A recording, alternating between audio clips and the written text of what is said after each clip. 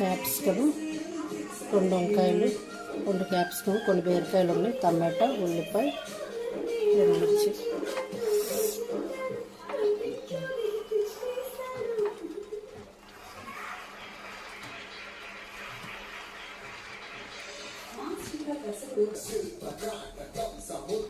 కొన్ని ఉన్నాయండి కూరగాయలు. బీరకాయ, ఒక చిన్న బీరకాయ, 2 క్యాప్సికము, 2 వంకాయలు ఉన్నాయి. సరే అన్నీ కలిపేసి కూర వండేద్దాంలని.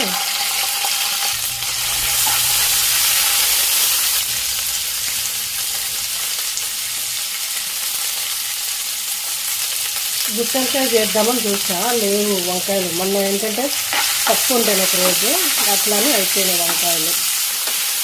ఉల్లిపాయలు మగ్గినాయి కదా, ఇప్పుడు టమాటాలు, క్యాప్సికము, అన్నీ బీరకాయ అన్నీ ఒకేసారి వేసేసుకున్నాం. వంకాయలు అవి వేసేసుకొని మూత పెట్టేద్దాం కదపకుండా. వాళ్ళు కూరగాయలు వేసి అవసరమా, ఒకటే వండొచ్చు కదా అంటాడు.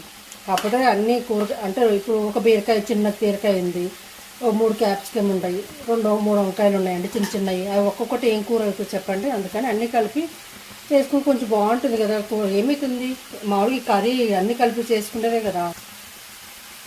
కొద్దిగా చింతపండు పులుసు వేసుకుందాము.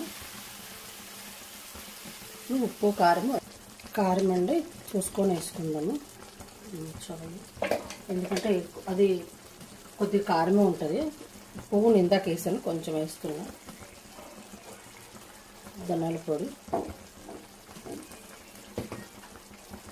నేనైతే కొంచెం మరీ పులుసులాగా కాకుండా, పోయిన సండే పులుసుగా చేశాను కదా వంకాయ బీరకాయ, ఈరోజు అలా కాకుండా కొంచెం దగ్గరికి చేస్తున్నాండి.